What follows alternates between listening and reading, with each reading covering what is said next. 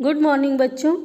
आज हम वीणा वादिनी वरदे नामक पाठ को पढ़ेंगे और यह पहला पाठ है बेसिक शिक्षा परिषद के पाठ्यक्रम में शामिल पुस्तक मंजरी को आज हम पढ़ेंगे। इसका पहला पाठ है वीणा वादिनी वरदे और इस कविता के रचयिता हैं श्री सूर्यकांत त्रिपाठी निराला जी। तो इस कविता को पढ़ें इसके पहले हम कवि के संबंध में कुछ बताना चाहेंगे। कवि का परिचय प्राप्त करते हैं तो निराला जी के विषय में कुछ जानेंगे। निराला जी का जन्म 11 फरवरी सन 1896 ईस्वी में बंगाल के मेदिनीपुर जिले के महिषादल में हुआ था और इनके पिता उत्तर प्रदेश के उन्नाव जिले के निवासी थे। निराला जी बहुमुखी प्रतिभा के धनी थे। कविता के अतिरिक्त उन्होंने उपन्यास, कहानी, निबंध, आलोचना और संस्मरण भी लिखे। इनकी प्रमुख रचनाएं हैं परिमल, गीतिका, अनामिका, तुलसीदास, कुकुरमुत्ता, नए पत्ते, आराधना आदि। और इनका देहावसान 15 अक्टूबर सन 1961 को इलाहाबाद में हुआ था। तो इन्होंने जो कविता लिखी है वीणा वादिनी वरदे, बहुत ही अच्छी कविता है।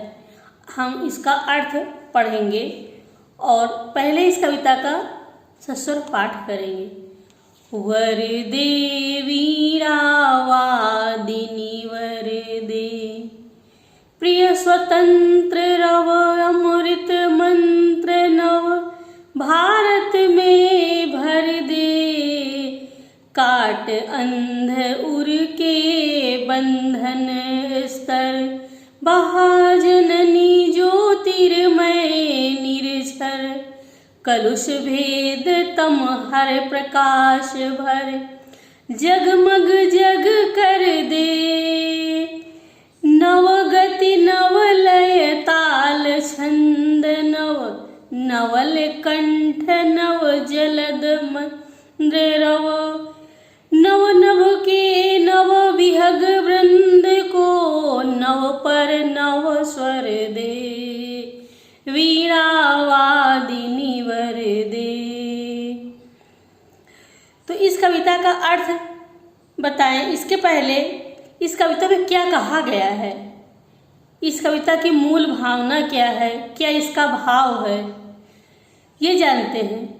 प्रस्तुत कविता में कवि ने वीणा पाणी माँ सरस्वती की वंदना की है और उनसे प्रार्थना करते हुए उनसे वरदान मांगा है कि हे माता सरस्वती, आप हमारी अज्ञानता को दूर करिए और नव चेतना का प्रकाश फैला दीजिए। ऐसी कामना की है, ऐसी इच्छा की है कवि ने।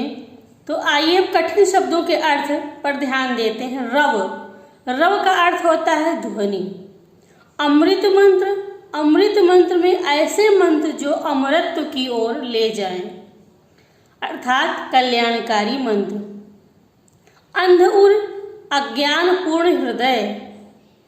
कलुष, इसका अर्थ होता है मलिनता, पाप। मंद्र रव अर्थात गंभीर ध्वनि। और विहग वृंद, इसका अर्थ हुआ पक्षियों का समूह। तो कवि कहते हैं वरदे वीणा वादिनी वरदे, हे वीणा बजाने वाली माता सरस्वती, वरदे वरदान दीजिए मुझे। प्रिय स्वतंत्र रव अमृत मंत्र नव, भारत में भर दे। स्वतंत्रता की ध्वनि और अमृत मंत्र, ऐसे मंत्र जो कल्याणकारी हैं, सबके लिए प्रगतिशील हैं, उनको आप भर दीजिए। भारत में उनको भर दीजिए अर्थात संचार करिए उनका। काट अंध उर के बंधन स्तर, हृदय की जो अज्ञानतापूर्ण बंधन है जो, उनको आप काट दीजिए, उनको समाप्त कर दीजिए। और उनके स्थान पर हे माता सरस्वती, आप ज्ञान का झरना प्रवाहित कर दीजिए, अर्थात अज्ञानता को दूर करके ज्ञान का प्रकाश फैला दीजिए, प्रकाश भर दीजिए। और कलुष भेद तम हर प्रकाश भर, मलिनता जो है हृदय की, अज्ञानता है, अज्ञानता रूपी जो कलुषता है, पाप है, उसको समाप्त कर दीजिए और संपूर्ण संसार, संपूर्ण दुनिया जगमग जगमग करने लगे, मतलब ज्ञान के प्रकाश से प्रकाशित हो जाए। इस प्रकार संसार में ज्ञान का आलोक भर दीजिए। और जो कह सकते हैं कि निराला जी नवीनता के पुजारी थे, उनको नवीनता, स्वतंत्रता, प्रगतिशीलता ये सब बहुत ही भाती थी, तो उनकी कविताओं में इसका समावेश मिलता है। वो कहते हैं नव गति, नई गति, नव लय, ताल छंद नव, हर तरफ नवीनता का संचार हो, नवल कंठ, नया कंठ, नए जलद, यहाँ तक कि जो बादल हैं वो भी नए राग में बरसे, और मंद्र रव, ध्वनि भी नई हो, नवीन हो, नव नव, आकाश भी है जो वो भी नया हो, नभ नया हो, बादल नए हो, और आसमान में उड़ने वाले पक्षियों के समूह वो भी नए हो, नवीन हो, उनकी ध्वनि, उनका संगीत, उनकी चहचहाहट, हर तरफ नवीनता का संचार हो। और पक्षियों के जो पंख हैं, उनके जो पर हैं, उसमें भी नवीनता का संचार हो, हर तरफ नवीनता हो, ज्ञान का प्रकाश हो, ज्ञान का आलोक हो। नव पर नव स्वर दे, और पक्षियों की जो चहचहाहट है, नया स्वर है, वो भी नवीन हो।